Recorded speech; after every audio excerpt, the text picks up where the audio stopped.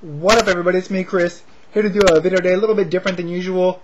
Gonna do a mixed boxing and MMA video because there's 4 fights I want to talk about, but you know, the events, I don't have too much to say about all the fights except for maybe the MMA fights. So rather than make 2 separate videos, I'm just gonna throw them all on one. I'm gonna start with the boxing card. I'm gonna go with the order of which they're gonna air, basically. So Friday on the Versus Network, we got the WBC light heavyweight title. Adrian Diaconu, the champion, defending his title against Pascal. This is coming from Montreal, Quebec.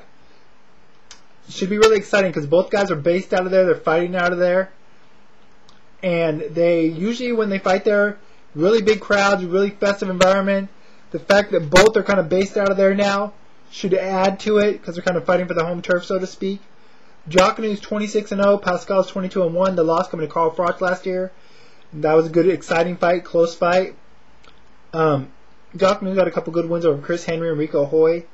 Haven't seen a whole lot of these guys. What I have seen was basically on ESPN Friday Night Fights over the last year and a half or so. They've showcased both these guys. Both look pretty good. You know, I think Diaconu's fought at the higher weights, but I don't think he has a real sizable advantage in size. I think Pascal is a faster fighter. I don't really know who has the better technique, in all honesty. Should go to a decision, most likely, regardless. I don't think either fighter's going to get knocked out. I'm going to go with Pascal to win this fight by decision.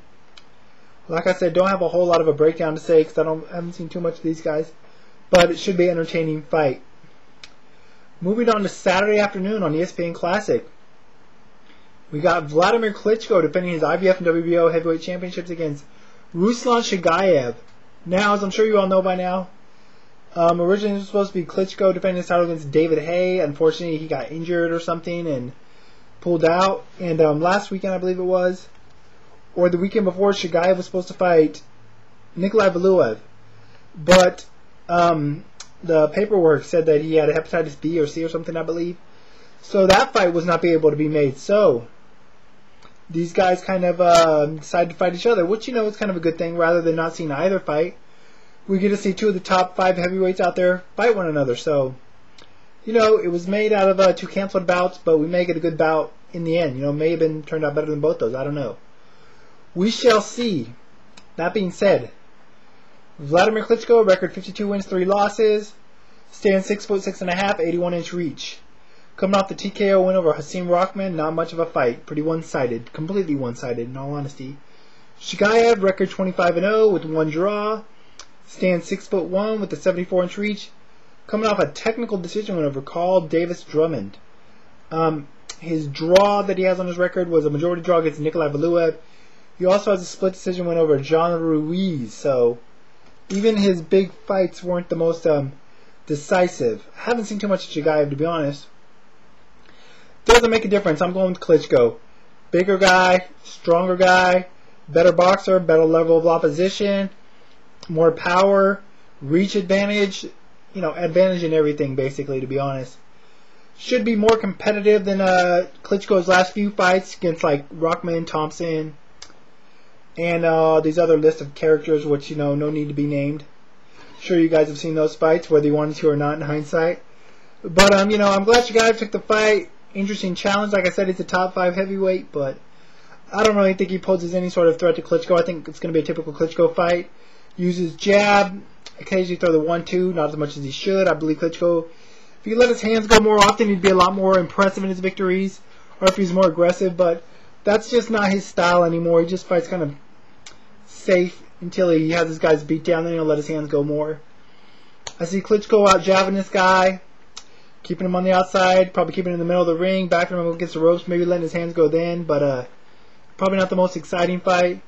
Huge crowd, though. I believe 60,000 going to be in attendance, so maybe that the fans will, you know, make it more exciting than what the actual fight is. But I see Klitschko cruising to either a decision or maybe a late stoppage if he's battering Chagaev enough to where he has him hurt late in the fight, you know, and can take him out. But I don't think it'll be that competitive of a fight, and I don't think it'll be that entertaining either, but we shall see. It's free, so, you know, can't complain too much. Anyhow, moving on. Saturday night, Ultimate Fighter 9 finale on Spike TV. First fight I want to talk about, Joe Stevenson against Nate Diaz. Nate Diaz record 10-3. He's coming off the loss to Guida. Really disappointing fight. Guida just stood and hold him for the most part and got a decision based on control. Before that, Nate had the split decision win over Josh Neer. Joe Stevenson 29-10. He's coming off the loss to Diego Sanchez. Actually, back-to-back losses. Before that, he lost to Kenny Florian. This is almost a must-win for Joe Stevenson. And style-wise, it may favor him. You know, his style isn't exactly similar to Clay Guida's, who Nate Diaz lost last to, but somewhat similar in that he's a shorter fighter than Diaz and he has better wrestling. Both guys are well versed in submissions. I think Diaz may have a little bit of an advantage, although Joe has a great guillotine he's won many fights with. Stevenson's a stronger fighter. I think standing, Diaz has got the advantage. His boxing's better. I think if he keeps the fight standing, he'll have a huge advantage, but unfortunately, Stevenson's got the much better wrestling, so I think he'll be able to get the fight down at will if he wants to. And I think he probably could stay out of submissions.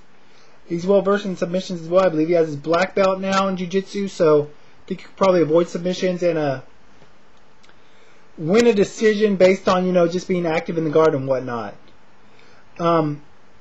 Nate Diaz can catch him in a sub. If the fight remains standing for the most of the fight, I think he'll have the advantage, probably pull it out, but I just don't think Joe's going to let it stay there too long. Nate could pull out a sub. He has pulled out subs on guys in the past that have good submission skills, such as, I believe, T-Bow and Pellegrino, but I don't think he's going to pull it off here. So, as much as I like Nate Diaz, I see Joe Stevenson winning this fight by decision. On to the main event. Speaking of Clay Guida against Diego Sanchez. Guida's record is 25-9. Like I said, he's coming off that win over Nate Diaz. Also has a win before that over Mac Danzig. Diego Sanchez coming off the unanimous decision win over Joe Stevenson in what was his first fight at lightweight. So this will be his second fight at the lightweight division. Interesting fight. Clay Guida. People are starting to call him the Ultimate Fighter Killer because he's coming off back-to-back wins over the Ultimate Fighter winners. Guys who won that show, as did Diego Sanchez, one of the first winners of the first season. So it'll be interesting to see if Clay can keep that streak going or if Diego can squash that. Good style matchup. Both guys are pretty good, competent wrestlers. Both guys are pretty good on the feet, but not great. Diego Sanchez has a huge edge in submissions. Clay isn't really that well versed in submissions. Pretty good at defending them, but doesn't have the jiu-jitsu skills that Diego Sanchez does, who's really good at that. He's competed in Abu Dhabi in the past. He's a really good submission wrestler. On the feet, I think this will be a pretty close fight, but I think Diego's got the advantage there if the guys decide to remain standing. They always say a lot of times when you got two pretty good wrestlers, the fight will stay standing because their takedowns will negate each other. If that's the case, I see Diego getting the better on the feet. He has better punches, and he also has better kicks.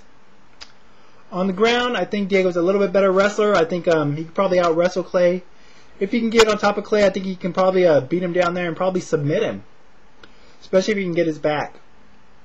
If Clay is able to get Diego down, he's really a good worker. He really works a lot from the top position, but I don't think he's got enough to really put Diego in much trouble.